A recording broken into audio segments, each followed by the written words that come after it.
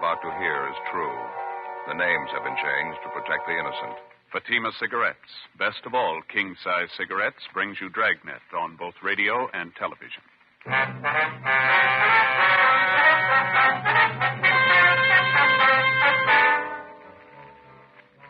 You're a detective sergeant.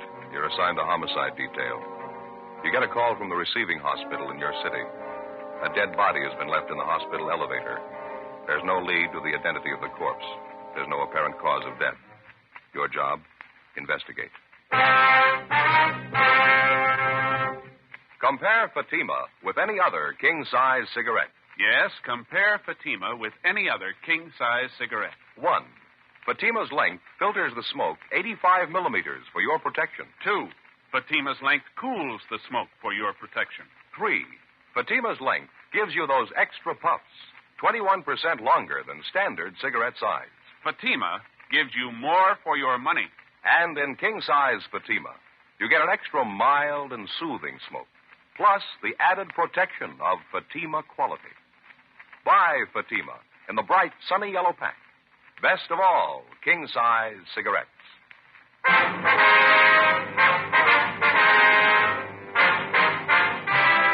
Dragnet, the documented drama of an actual crime. For the next 30 minutes, in cooperation with the Los Angeles Police Department, you will travel step by step on the side of the law through an actual case transcribed from official police files. From beginning to end, from crime to punishment, Dragnet is the story of your police force in action. It was Wednesday, November 9th. It was foggy in Los Angeles. We were working the night watch out of homicide detail. My partner's Bill Lockwood. The boss is Captain Lorman. My name's Friday. It was 11:28 p.m. when we got to the third floor at Georgia Street Receiving Hospital, Dr. Terrell's office.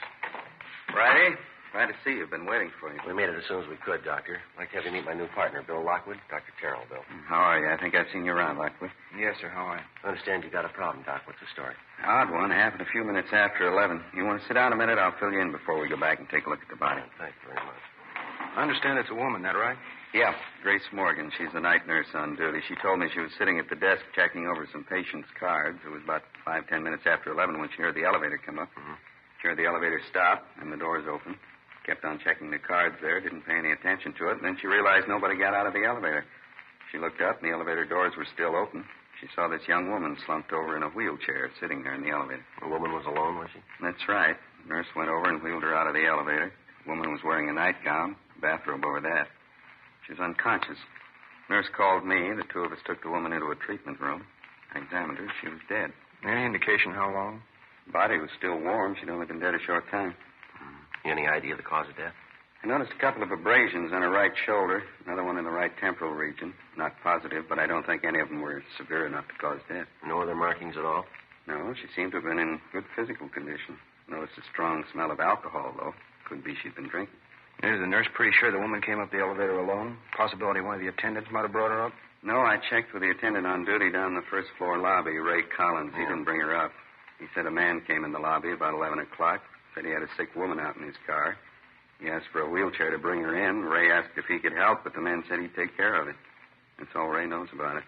He let the man have a wheelchair, then he went in the back room to change some linens on the ambulance stretcher. Mm-hmm. Any possibility one of the other attendants might have brought her up in the elevator? No, Collins was the only attendant on duty. I'd like to talk to him. Is he still around? Yeah, I knew you'd want to see him. He was off duty 11:30. I held him over. He's down at the corner having a sandwich. He ought to be back in a few minutes. And what do you figure, Doctor? Think the woman could have operated the elevator herself? Possible.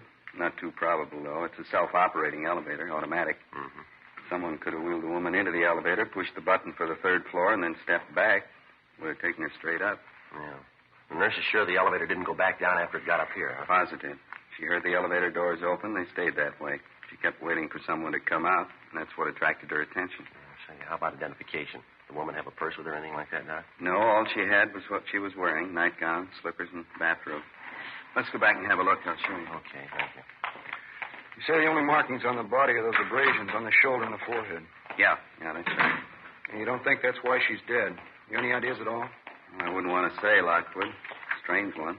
Going to have to wait for the autopsy. Well, how about the wheelchair the woman came up in, Doc? Where is it now? Back here in the same room with the body. I gave notice it wasn't to be touched. I knew you'd want to check. Oh, fine. In here. All right to smoke in here? Yeah, sure. All right. Want a cigarette? No, thanks. Bill? No. Over here on the table. Nurse put the woman's clothing over there. Nightgown, slippers, bathrobe. I see. Seems to be a fairly young woman. I'd say in her early 30s. Nice-looking girl. Well-groomed. Notice her hair and fingernails. Well-kept. And bruise there on her head. Took a pretty good blow to cause that, wouldn't you say? Yeah, might even be worse than it looks. Hard to say right now. Other abrasions I was telling you about, right here along the clavicle, seem to be fairly distinct. 3 or 4 of them. That's all of them, huh? That's it. Like I say, we'll know more after they post the body. Take a look at the clothing over here. Want to check over the bathrobe, Bill? Yeah. There's no label here. Size marking, though. Size 34. Just an ordinary rayon nightgown. Seems to be fairly new. It's not damaged. Nothing on the bathrobe, Joe. Both pockets empty. No visible markings. Manufacturer's label here. Fairly common trade name. Laundry marks? No, none showing. We can have the crime lab check them over. How about the slippers? No, it's the same. Nothing. You fellas want me to notify the coroner? No, we'll get it, Doc. We have to call in for the crime lab crew anyway. It looks like a rough one. We don't even know what we've got. I can't figure it. If somebody murdered the woman, why'd they bring her here to die? Yeah. If she was sick or hurt and they were worried enough about it to bring her here, why'd they want to get rid of her? Leave her alone in an elevator. Yeah. Doesn't make sense. Somebody's got something to hide. Sure could use a lead. Man puts her on the elevator and sends her up 3 floors. Don't know who she is, how she died. Don't even know where she came from. Well, there's no choice. We'll just start at the beginning. Yeah? Ground floor. 11:52 p.m. The receiving hospital attendant, Ray Collins, returned, and we interviewed him in Dr. Terrell's office. He told us substantially the same thing the doctor had told us. At a few minutes past 11 o'clock that night, a man entered the lobby of the hospital and asked for a wheelchair to move a patient up to the 3rd floor. Collins stated he gave the man the wheelchair. The man refused his offer of assistance, and Collins went on about his work. He didn't see the patient. He didn't see any car parked outside, and he was able to give us only a partial description of the man himself. A male Caucasian, about 35 years old, short, heavy build, dark hair. The crew from the crime lab arrived and began their investigation. The body was photographed and fingerprinted, and the wheelchair was also dusted for prints. The clothing was packed up to be taken downtown for further examination. After the men from the crime lab left, Bill Lockwood began a canvass of the immediate neighborhood for possible witnesses. Meantime, I checked with the rest of the hospital personnel and the patients. They could tell me nothing. 12:30 a.m. I met Bill back at Dr. Terrell's office. How'd you do, Joe? Any luck? Talked to the nurses and some of the other attendants. They couldn't help any. Checked with the dispatcher on incoming and outgoing ambulances. Nothing there. What about you? No good. Most of the business places around here are locked up. Talked to the newsboy down at the corner. He was about the only one on the street. He didn't see anything. Sure going slow, isn't it? Might give Bergman a call, see if he's got the woman's prints classified yet. How about the coroner? Show up yet? Yeah, I think he's in here now. Yes, ma'am. Give me station 2557. Yeah, that's right. Latent print. Hi, let me talk to Bergman, please. Right. Yeah, Dean, Joe Friday. No, we're still over at the hospital. You do any good on those prints? Uh-huh. Yeah, that's what we figured. How about her print? Mm-hmm. Okay, Dean, thanks. Yeah, right. Well, we're still batting 1,000. What do you say? They make her prints? Nothing in records on her. Dean's going to send along a set to Washington, see if they got anything. How about the wheelchair? Any prints there? Well, the nurses and Doc Terrell's, that's all. We figured on that, didn't we? Lousy luck. Sure is. I checked with missing persons while you were out. There's nothing there either. Well, that about finishes up here, huh? Yeah, we better get back to the office. Joe? Yeah, I Don. think I got something for you here. Yeah? Nurse at the switchboard got a call a minute ago. Man's voice wanted to know the condition of Carla Cheswick. Mm-hmm. Nurse checked the list of patients, didn't find anyone by that name. The man insisted she's here. The nurse asked him what time the woman was admitted to the hospital. He told her 11 o'clock tonight. Yeah. The man said, I know she's there. I brought her myself.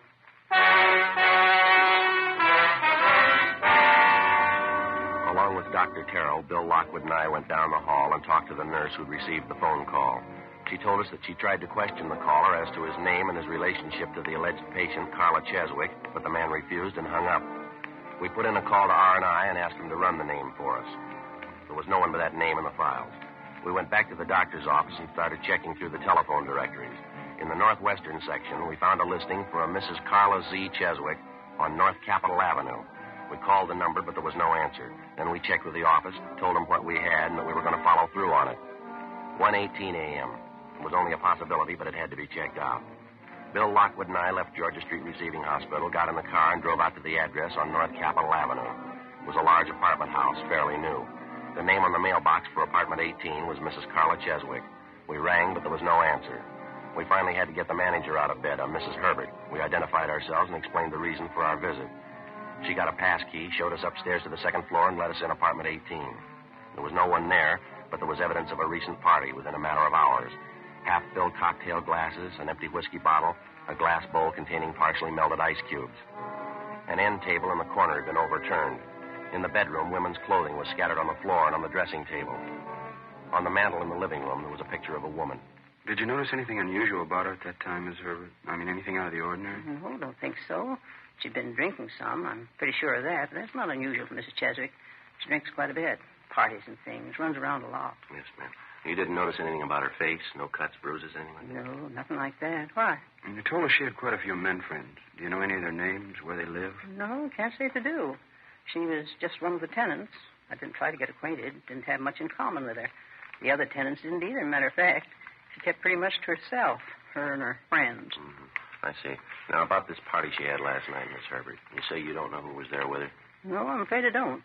When I called her on the phone to ask her to quiet things down, I heard that one man's voice talking. That's about all, though. I couldn't tell you who was there.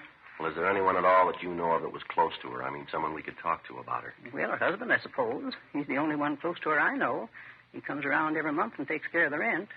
Kind of a peculiar thing, but I never questioned it. I figured it's their business, live and let live.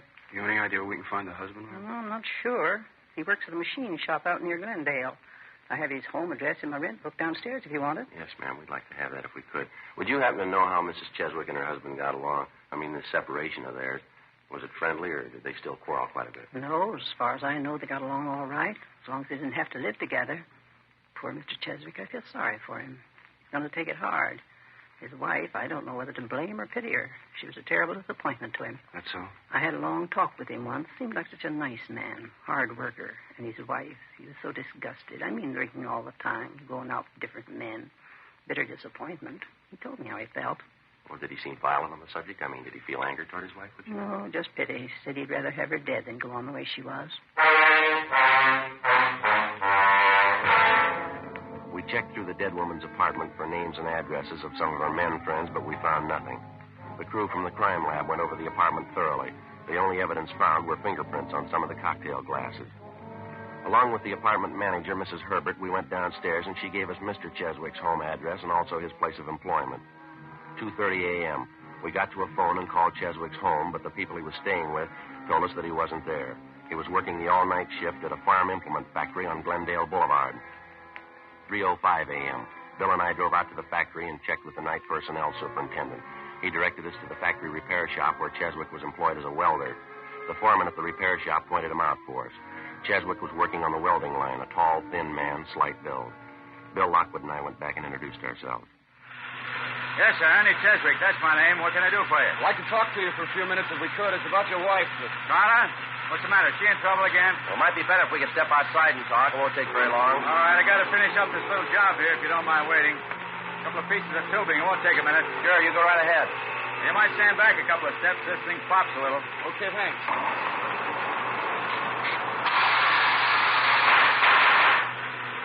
Too much oxygen. Have to light it again. Yeah, that does it. Don't look at the flames, Joe. Bad for your eyes. Yeah, I know. They're sure in their money, don't they? Yeah, they seem to. A lot of work. Finish in a second here. Okay, that's got it. Now, what's this about my wife, Sergeant? What's the matter? We understand you're separated from her, Mr. Cheswick. Yeah, that's right. About a year ago now. I finally gave it up as a bad job. Wasn't anything I could do for her. Nothing anybody could do for her. Hopeless. Well, when's the last time you saw her? First of the month. Went by to pay her rent. Dropped in to say hello, that's all. I stay away as much as I can. No good bum, that's about all you can say about her. Shame to admit I was even married to her. Why do you ask, anyway? Your wife's dead, Mr. Cheswick. Huh? Yes, but she died late last night. Found her at Georgia Street Receiving Hospital. Oh. Guess I've been expecting something like that. I can't feel sorry. It's probably the best thing for her. How'd it happen? Well, we're not sure. I wonder if we could step outside. Sure be a lot easier to talk, wouldn't it? Yeah, all right. Fine. Over here, we can duck out the back way. Okay.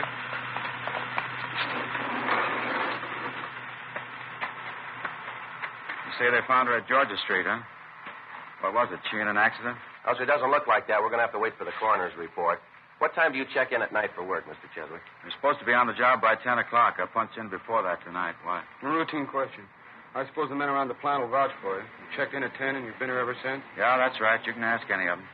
What's the pitch? You think I had something to do with it? Carly getting killed? Well, we didn't say that, Cheswick. Your wife's dead, and we have to check on all the leads, all the possible suspects. Well, I don't know how it happened, but I didn't have any. Well, I lived 9 years with her. Lousiest 9 years of my life.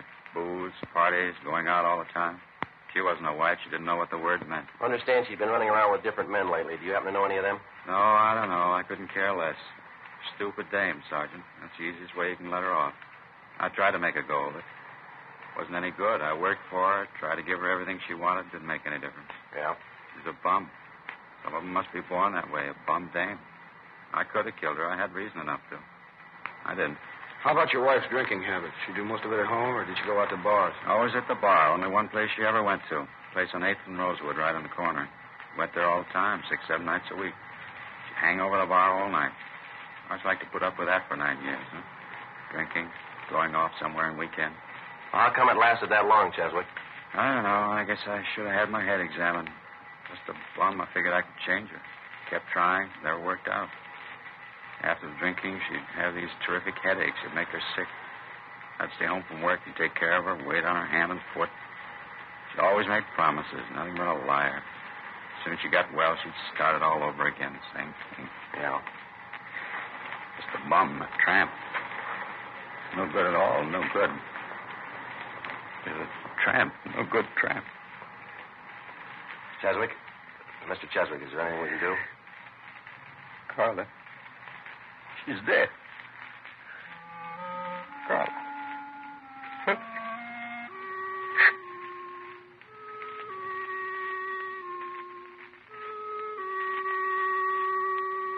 When the dead woman's husband, Ernest Cheswick, recovered, we continued questioning him, but we got nowhere. Before we left the plant, we checked his time card, talked to the machine shop foreman and some of the men Cheswick worked with. We got the same story all along the line. Cheswick had showed up for work at 9:46 p.m. the night before and had not left the plant since that time. 4:35 a.m. Bill and I got in the car, drove back to the office, and typed up a 15.7 report for Captain Lorman. 8:30 a.m. Over in the county morgue, the body of Mrs. Cheswick was being posted. A few minutes past 10 a.m., Bill Lockwood and I drove out to a bar on the corner of 8th and Rosewood, the same bar where Ernest Cheswick told us his wife did most of her drinking, with a typical neighborhood cocktail lounge in the early morning. 2 customers sipping beer at the far end of the bar. The manager busy washing glasses and bringing in supplies. We called him over and identified ourselves. Popular girl. Married old Ernie Cheswick. They're separated now. Yeah, do you know if she was in here last night? That's right, she was. Hardly Mrs. Knight. Why? Would you happen to know about what time she left last night? 8:30, about that. Might ask that fellow there downtown the bar. He'd know better than me. Well, how's that? He left with her.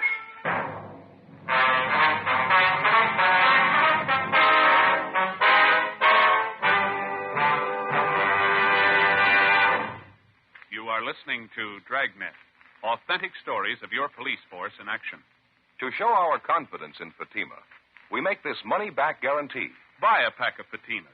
Enjoy Fatima quality, extra mildness, and superbly blended tobaccos. If you're not convinced Fatima is better than the king-size cigarette you're now smoking, just return the pack and the unsmoked Fatimas by August 1st, 1952, for your money back plus postage. Fatima, Box 37, New York 1. Prove Fatima quality yourself. Compare Fatima with any other king-size cigarette. 1. Fatima's length filters the smoke 85 millimeters for your protection. 2. Fatima's length cools the smoke for your protection. 3. Fatima's length gives you those extra puffs, 21% longer than standard cigarette size. Fatima gives you more for your money. And in Fatima, you get an extra mild and soothing smoke, plus the added protection of Fatima quality. Ask your dealer for Fatima in the bright, sunny yellow pack. Best of all, king-size cigarettes.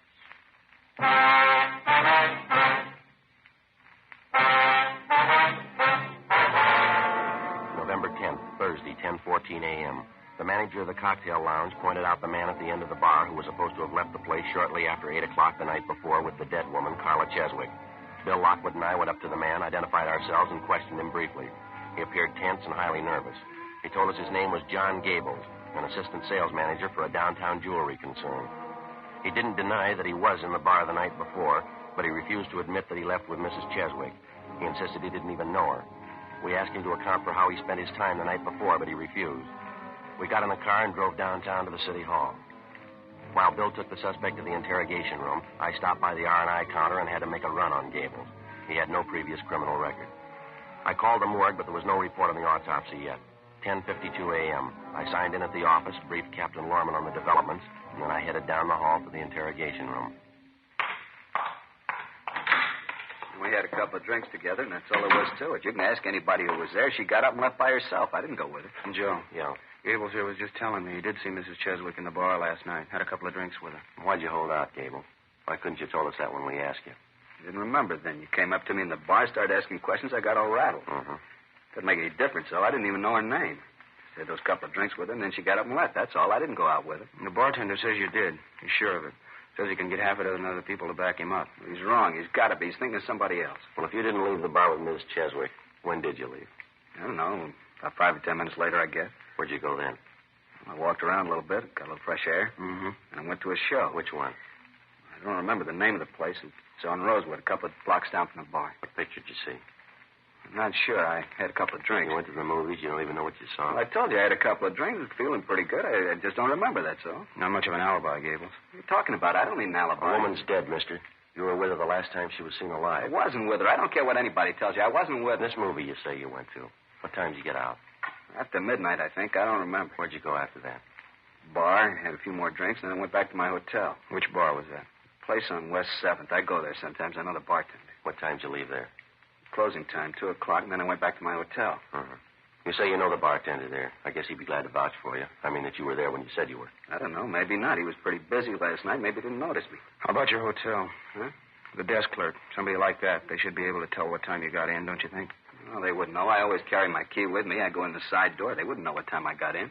What are you trying to sell, mister? What are you talking about? You knocked around town from 8 o'clock last night till past 2 o'clock this morning. You can't think of anyone that could vouch for you, where you were, what time you got there, what time you left? I can't think of anybody right now. I don't take down names and addresses every time somebody looks at me. What's the difference anyway? I didn't have anything to do with the girl. This difference, Gable. The attendant at the hospital, he got a good look at the man who came in and asked for that wheelchair. He gave us the man's description. It fits you pretty close. So what? It doesn't mean anything. He could make a mistake, too, just like that bartender. They're all wrong but you. Is that what you're trying to say? Look, as far as I'm concerned, I only got one thing to say. I had a couple of drinks with Carla last night, and that's all. She left by herself. I didn't even go near the apartment. How'd you know she had an apartment? Well, you told me. You said so. No, we didn't say anything like that. And I guess I heard it around the bar. Maybe she mentioned to me. Yeah, that's probably it. Why don't you come off it, Gable? Come off what? I don't even know what you're getting at. We want a straight story, and we're not getting it. You told us you didn't even know the Cheswick woman before last night. You didn't even know her name. That's right. Then why'd you say Carla just a minute ago? You said I had a couple of drinks with Carla. I say that? That's what you said. Maybe I just hadn't remembered. I was drinking quite a bit, talking to her. Maybe I just remembered it. Won't do, Gables. Story doesn't hold water. How about it? I don't know. I was drinking quite a bit. A lot of things I don't remember. How about giving it to us straight? What do you remember? I thought about it all night. The more I went over it, the worse it got. I just couldn't remember. I knew what it would sound like in court. I couldn't tell it that way. You couldn't tell what? I didn't kill her. I didn't even touch her. You got to believe that. Yeah. I left the bar with her about 8:15, 8:30. She invited me up to her apartment. She was pretty well gone. Had quite a few drinks. Mm-hmm. We got there and had some more to drink, and then Carla got up and started for the kitchen to get some more ice. She tripped, I think, stumbled a little bit, and then she fell down. I think that's the way it was. All right, go on. She tried to get up, and then she fell again. Wasn't a bad fall, though. I figured she just passed out. Got some cold towels, ice water. I tried to bring her around. It wasn't any good. She was white as a sheet. I got scared. I didn't know what happened. What'd you do then? I don't remember. I just kept trying to bring her around. I don't remember any of it very well. I don't even know why she fell down. You think you could have hit her, Gables? You think maybe that's why she fell down? No. I don't know. I don't think so. I don't think I was mad at her for anything. I think we were having a pretty good time. I just don't remember, that's all. I'm not sure about any of it. Lousy booze, no good at all. Did you kill her, Gable? No, Sergeant, I swear it. As far as I can remember, I didn't. We were having a good time. That's all I know. I know I wasn't mad. I'm not a nasty drunk, not as far as I can remember anyway. What'd you do when you couldn't revive Mrs. Cheswick? You brought her to the hospital? Yeah, the shape I was in, I couldn't figure anything else to do. I got her in the car, drove her down to Georgia Street. I put her in the elevator, pressed the button, and sent her up. I'm a married man, you know. I didn't want any scandal and didn't want to get involved. You didn't kill her. Is that what you want us to believe? I don't know what to tell you. I don't remember. If I killed her, I think I'd know it. I'm sure I would. I just don't remember. I'll get it. Mm-hmm. Interrogation room, Friday talking. Yeah, Arthur. That's so. Just a second. All right, I got a pencil now. Go ahead. Uh-huh. You sure? How was that? I see. No possibility, huh? Yeah, I see. Okay, Arthur. Thanks a lot. Yeah, sure. We'll pick it up later. Bye. Bye. Yeah, Jim? Coroner's report. Just finished the autopsy. It's all right, Gable. Huh? It's all right. It's all cleared up. What do you mean? Well, you're free to go if you like. We're not going to hold you. What's the pitch, Joe? Coroner's report. Primary cause of death was a massive cerebral hemorrhage into the ventricle. Could have been a blow on the head, couldn't it? You figure that could have done it? No. Secondary cause was a brain tumor, a big one. Coroner says she's had it for years. Must have caused her a lot of pain. Probably would have accounted for the drinking. And the tumor wrote on the hemorrhage. That's what's killed her. That's it.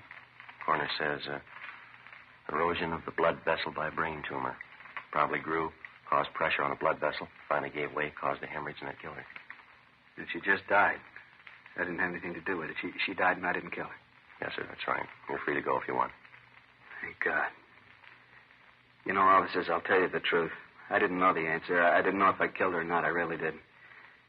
Drinking so much, I came to, and there she was dead. I didn't know what happened. I really didn't. I didn't know the answer. Now, you're one up on us, Gable. Huh? We thought we did. The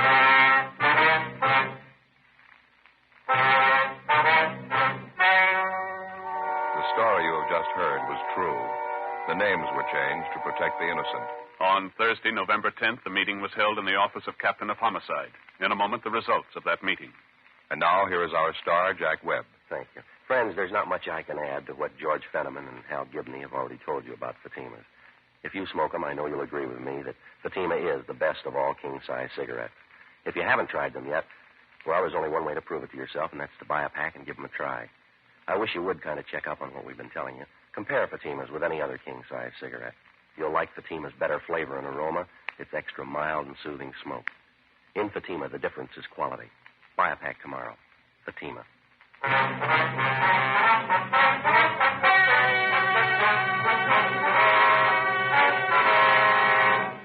With the filing of the official autopsy report by the county coroner, John Gables was cleared of all charges. He was released from custody immediately. The death of Mrs. Carla Cheswick was listed as due to natural causes by the coroner's jury. Ladies and gentlemen, last year's traffic death toll was 37,500, a 7% increase over 1950. The National Safety Council believes that the best way to promote safety on the road is for each of us to know and obey traffic laws, to read and heed traffic signs. So be careful. The life you save may be your own.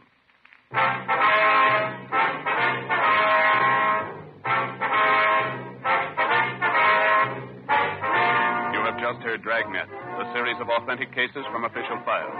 Technical advice comes from the Office of Chief of Police W.H. Parker, Los Angeles Police Department. Technical advisors Captain Jack Donahoe, Sergeant Marty Wynn, Sergeant Vance Frazier. Heard tonight were Martin Milner, Vic Perrin, and Gwen Delano. Script by Jim Moser. Music by Walter Schumann. Hal Gibney speaking. Fatima Cigarettes, best of all king-size cigarettes, has brought you Dragnet, transcribed from Los Angeles.